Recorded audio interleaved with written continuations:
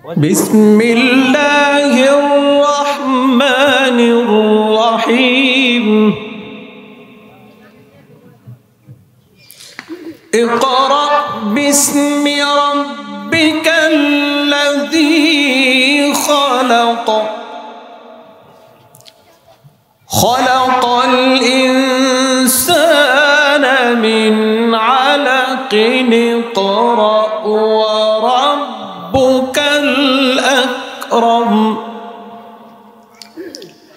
الذي علم بالقلم علم الإنسان ما لم يعلم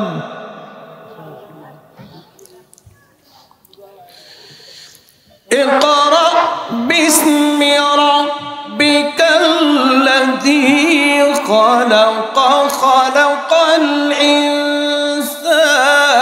من علق اقرأ وربك الأكرم الذي علم بالقلم علم الإنسان ما لم يعلم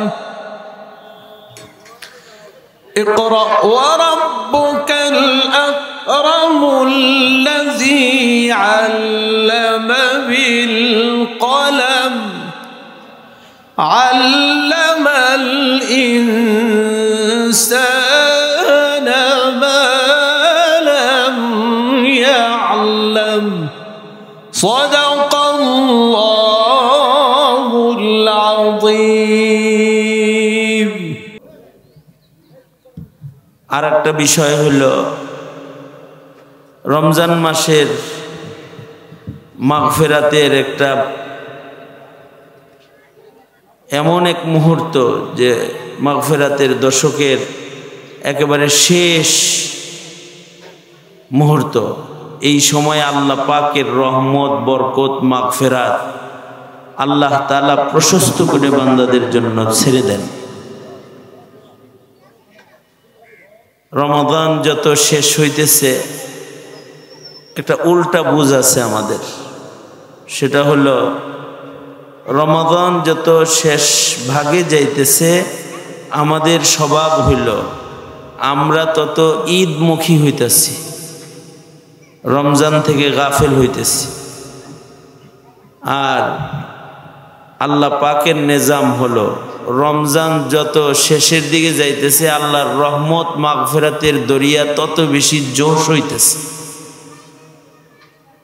আমাদের ভুল, আমরা ওই রমজানের পয়লা তারাবিতে লোক যেরকম হইছে ধীরে ধীরে কমতে কমতে অনেকখানি কমছে না, নাকি আপনাদের এলাকায় বাড়ছে? হ্যাঁ, কমছে না? মানে আমাদের বুঝ উল্টা। আমরা রমজান যেদিন আইছে সেদিন রমজান রে স্বাগতম জানাইছি আর মনে করছি যে রমজানে যা যা দিব এক সালামাল কি দিয়ে তো সব পায়ালাইছি। রমজান রে সালাম দিছি, স্বাগতম জানাইছি, প্রথম রোজা রাখছি, তারাবি পড়ছি, বাস সব পায়ে গেছি। বিষয়টা কিন্তু এমন না। বিষয়টা হলো আল ইবরাতু বিল খাওয়াতিম। শেষ যার ভালো হবে সব তার ভালো। রমজানের প্রথম দিন যতটুকুন রহমত ছিল দ্বিতীয় দিন তার চাইতে রহমত বেশি, তৃতীয় দিন তার চাইতে রহমত বেশি। প্রথম দশকে যে পরিমাণ রহমত বরকত ছিল দ্বিতীয় দশকে তার চাইতে বেশি দিচ্ছে। আর শেষের দশকে আল্লাহ তাআলা এমন এক রাত্রি দান করবেন যে এক রাত্রি খায়রুম মিন আলফি শাহর, এরকম একটা বরকতি রাত্রি এই টাইমে আছে, শেষ দশকে আছে। সুতরাং অনেক মোবারক সময়। আল্লাহ তাআলা আমাদেরকে যে রমজান দান করছেন, আমাদের আপনজন অনেকেই আছে, যেমন আমি আমার আব্বার সাথে গত বছর ইফতার করছি, এবছর আমার আব্বা নাই। এরকম অনেকেই তার মার সাথে গত বছর সেহরি ইফতার করছে, তার মা বাপ নাই। এখন এবছর যারা এখন রমজানে আমাদের কাছে যারা আছে দেখা যাবে যে আগামী রমজানে এদের অনেকেই নাই। হতে পারে এই রমজান আমাদের জীবনের শেষ রমাদান হইতে পারে। এই কারণে রমজানের প্রত্যেকটা মুহূর্তকে বড় কদরদানি করা চাই। রমাদানের যত বরকত আছে এর সবচেয়ে বড় কারণ হলো রমাদানে আল্লাহ তাআলা কোরআন নাজিল করেছেন। কোরআনের সাথে রমজানের সম্পর্ক, এ কারণে রমজান মাসের এত দাম। আমরা পরশ পাথর নামক কিংবদন্তি একটা প্রবাদের আলোচনা শুনেছি। একটা পাথর আছে যে পাথরের সাথে লোহা লাগলে স্বর্ণ হয়ে যায়, পরশ পাথর। কানে শুনেছি পরশ পাথর, কিন্তু চোখে দেখি নাই। আসলে পরশ পাথর নামে একটা পাথর আছে, যে পরশ পাথরের নাম হলো কোরআন। কোরআন নামক পরশ পাথরের সাথে যার ছোঁয়া লাগবে, যে জিনিসের ছোঁয়া লাগে, ওইটাই দামি হয়ে যায়। কোরআন যে মাসে নাজিল হয়েছে ওই মাস দামি, কোরআন যে রাতে নাজিল হয়েছে ওই রাত দামি। কোরআনে কারীম যার ভেতরে ঢুকবে সেও দাম। এই কারণে হাফিজুল কোরআনের দাম, আলেমে দ্বীনের দাম। কারণ কি? তাদের সিনার ভিতরে কোরআন ঢুকতেছে, দাম। এমনকি হারদুই হজরত রহমতুল্লাহ আলাইহি তিনি উপমা দিয়ে বুঝাইতেন, দেখো তোমাদের কাফন দেওয়ার পরে যে অবশিষ্ট একটু কাপড় বাঁচে, এইটা দিয়ে যদি তোমরা কোরআন শরীফের জুজদান জামা বানাও, আর এই জামাটা যদি কোনো ধুবির কাছে ধৌত করতে দাও, তাহলে এটা কোরআনের জামা। এ কারণে এর এত সম্মান যে রাজা বাদশার জামার ভেতরে পা লাগলে পরে ধুপি এটাকে উঠায়া চুমা দিবে না, কিন্তু কাফনের কাপড়ের কোরআনের জামায় যদি পা লাইগা যায়, এটাকে উঠায়ার সাথে সাথে চুম্বন করবে। এ কাফনের কাপড়ের সম্মান, এটা কোরআনের সম্মান। আমাদের ঘরে ফার্নিচার হয় দামি দামি কাঠের, কিন্তু অনেক সময় কম দামি কাঠ দিয়া কোরআনের রিহাল বানানো হয়। এই রিহালের ভেতরে যদি কারোর পায়ের ছোঁয়া লাগে, তাহলে রিহালটাকে উঠায় চুমা দেয়। এটা রিহালটা বেশি দামি কাঠের এজন্যে না, তবে রিহালের সাথে ছোঁয়া লাগছে এমন এক পরশ পাথরের, যার নাম হলো কোরআন। এই যে মাদ্রাসাটা, এই মাদ্রাসাটারও অনেক দাম। এই মাদ্রাসার নাম কি? জামিয়া মদিনাতুল উলুম। মাদ্রাসার নামের সাথে মোহাব্বত লাগাইলে এই মোহাব্বতটাও ঈমান হবে।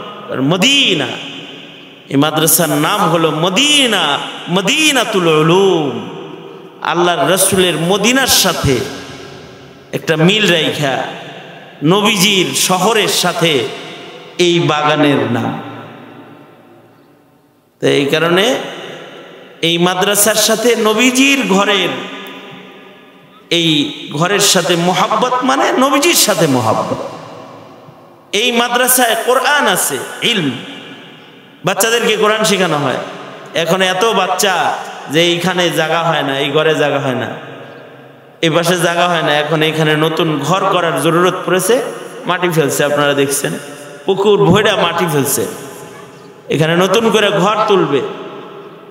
এবং এইখানে নতুন ঘর নির্মাণ করার জরুরত পড়ে গেছে, কারণ ছাত্র এলাকার মানুষের বুঝ এখন বাড়ছে। তারা চায় যে আমাদের সন্তানরা কোরআন শিখুক। এলাকার মানুষ ব্যাপক আকারে, অনাবাসিক ছেলে তো অনেক, ছেলে মেয়ে অনেক হয় এখানে, যে জায়গা দিতে পারে না। তো এই যে কোরআনে কারীমের সাথে মোহাব্বত আমাদের, এটা এই মাদ্রাসার সাথে মোহাব্বতের মাধ্যমে কোরআনের মোহাব্বতটা প্রমাণিত হবে। আল্লাহ তাআলা আমাদেরকে এর কদর করার তৌফিক দান করুন। বলেন আমিন, আওয়াজ করে বলেন আমিন। আমরা বারবার আসি এখানে, কেন আসি? যে মাওলানা শোয়েব আহমদ আশরাফি তার এই কাজটা, এই যে মাদ্রাসা প্রতিষ্ঠা, এই কাজটা, একটা মাদ্রাসা এটাকে সুষ্ঠুভাবে সামনে নিয়ে যাওয়ার জন্য তাকে সুন্দর পরামর্শ তাকে সুন্দর কিছু দিক নির্দেশনা একাধিক আলেমে দ্বীনরা নিয়মিত এসে এসে তাকে দিক নির্দেশনাগুলো দিতেছে। কারণ কি, ওলামায়ে কেরাম চান যে এই এলাকায় যদি কোরআনের এই বাতিটা জ্বলে ওঠে, তো এর আলোয় এই জমিনের যত ভ্রান্ত হালাত আছে, মানুষের যে বেঈমানি হালাত, বেআমল হালাত, প্রজন্মের আকীদা সংশোধনের হালাত, এগুলো সব একটা মাদ্রাসার মাধ্যমে ঠিক হয়ে যাবে। দেখেন আজকে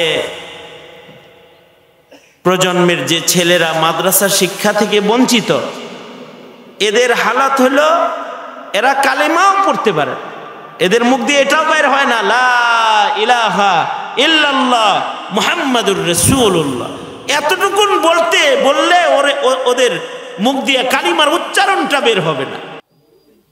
অভাব কোন জায়গাটায়? অভাব এই জায়গাটায় যে তাদেরকে মক্তবের শিক্ষা, ইসলামের বুনিয়াদী শিক্ষাটা তাদেরকে দেয়া হয় নাই। মক্তব নুরানি ইসলামের প্রাথমিক শিক্ষার থেকে তারা বঞ্চিত হয়েছে। এ কারণে স্কুল কলেজ ইউনিভার্সিটিতে যে তারা ডিগ্রিধারী হয়ে গেছে, কিন্তু ইমানদারি হিফাজত করার ন্যূনতম সামানটা তাদের নাই। এই কোরআনের শিক্ষার মাধ্যমে মানুষের ঈমান রক্ষা হবে, মানুষের আদর্শিক জীবন রক্ষা হবে, ইবাদত রক্ষা হবে। কারণ কোরআন ইলমে দ্বীন, যেটা ইলমে দ্বীন মানুষদেরকে আল্লাহর গোলামি করার তালিম প্রদান করে। যারা ইলম হাসিল করে তারা আল্লাহর গোলামি করার যোগ্যতা অর্জন করে। এ কারণেই তলাবুল ইলমি ফারিদাতুন আলা কুল্লি মুসলিম, সব মুসলমানের উপরে ইলমে দ্বীন শিক্ষা করা ফরজ। উম্মতের ভেতরে যতদিন ছিল ততদিন উম্মতের ভেতরে শিরিক ছিল না, বিদআত ছিল না, খুরাফাত ছিল না, দ্বীন নিয়ে অবহেলা ছিল না। ধীরে ধীরে ইলমে দ্বীন কমতেছে, আর দ্বীনের ব্যাপারে মানুষের অনীহা, দ্বীনের ব্যাপারে মানুষের অজ্ঞতা, মূর্খতা মানুষকে দ্বীন থেকে দূরে সরাই দিতেছে। আমাদের মূল্য আল্লাহর কাছে তখন হবে যখন আমরা দিনদার হব। যারা দিনদার হবে তারা আল্লাহওয়ালা হবে। যারা দিনদার হইতে পারবে তারা আল্লাহওয়ালা হইতে পারবে, আর যারা আল্লাহওয়ালা হইতে পারবে তারা আল্লাহর জান্নাতে যেতে পারবে। দিনদার হওয়ার জন্য দ্বীনের ইলম দরকার, দ্বীন সম্পর্কে জানা দরকার।